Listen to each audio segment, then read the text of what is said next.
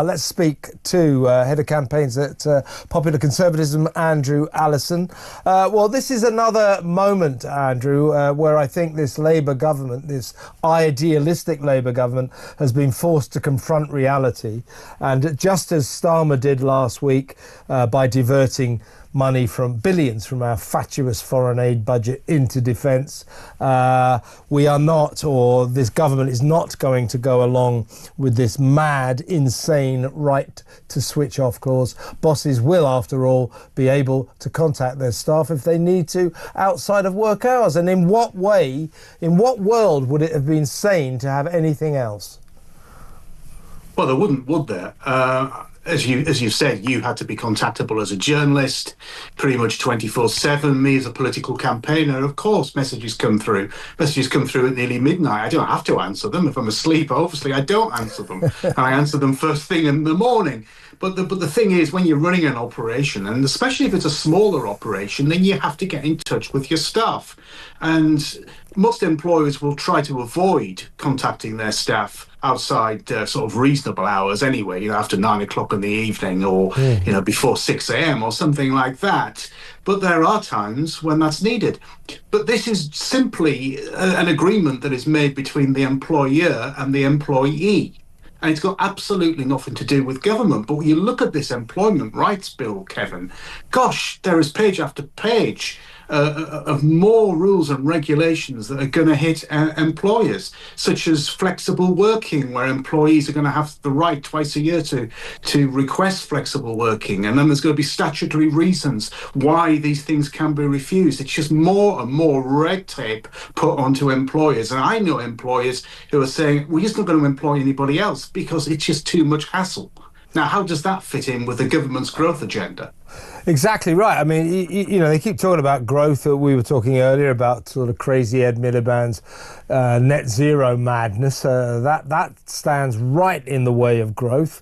And interestingly, if we think about the events over the weekend leading on from Friday in the White House Oval Office, it looks as if Starmer, I don't know if he's going to get away with this, but he seems to be intent on leading us into more of this very expensive Ukraine war, and it looks as if we might start having to foot the bill ourselves.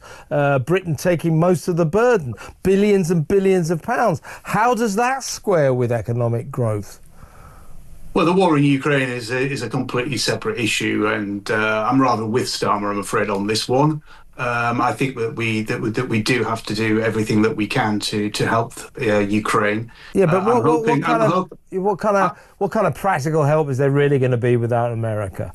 I mean, if Starmer's just going to sort of spaff a load of our money pursuing this campaign in the East on our own with a couple of European countries, I don't think that would be a great use of our money. It depends on how many of the European countries come on board, and of course it's very early days. But yes, we do need America on side. Yeah, exactly. And what happened on Friday was absolutely awful, and it shouldn't have happened. And it also highlights, I think, that normally when you have these type of negotiations, professional diplomats work behind the scenes, and all the politicians have to do is front up what has already been agreed. You certainly don't want to do that in front of the cameras.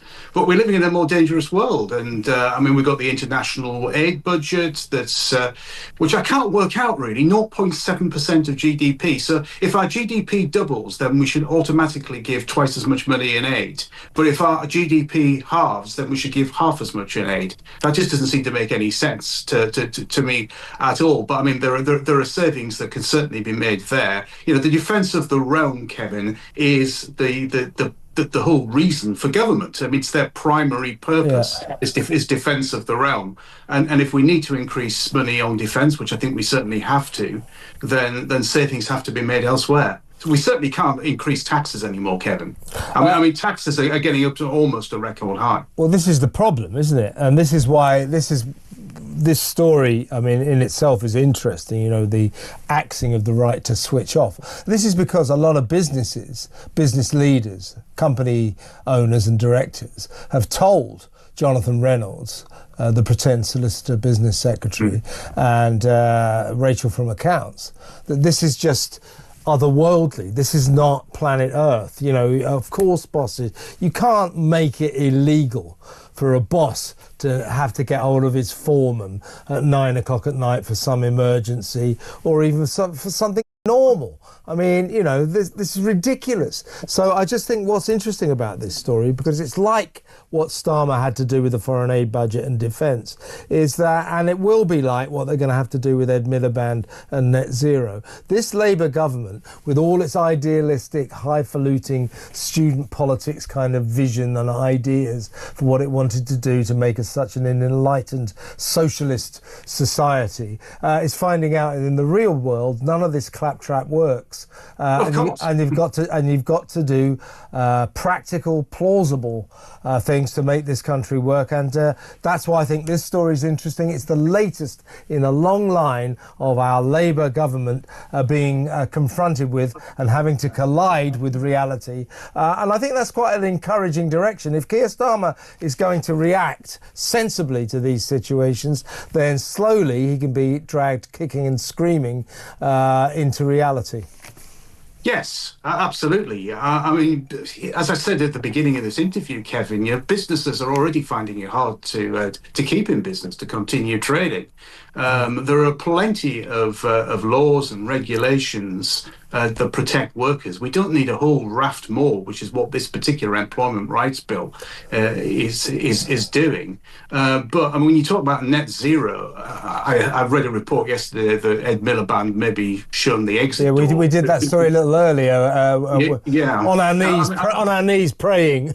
Well, I think we all are, because if we want to see where we can save some money, and you look at the tens of billions of pounds that's being poured into this net zero nonsense, then why can't some of that money be put towards defence as well? You know, it's all about priorities and how we spend our money. I think that the government is showing signs of a reality, you know, experiencing a reality check here. Exactly right. But it's only early signs at the moment, Kevin. Yeah, let's not get carried away with it. But no, I would never get too carried away. Not with Starmer and Miliband. Yeah, but we have to grab onto the small green shoots. You never know. Andrew, fantastic to talk to you as always. Thank you for your time.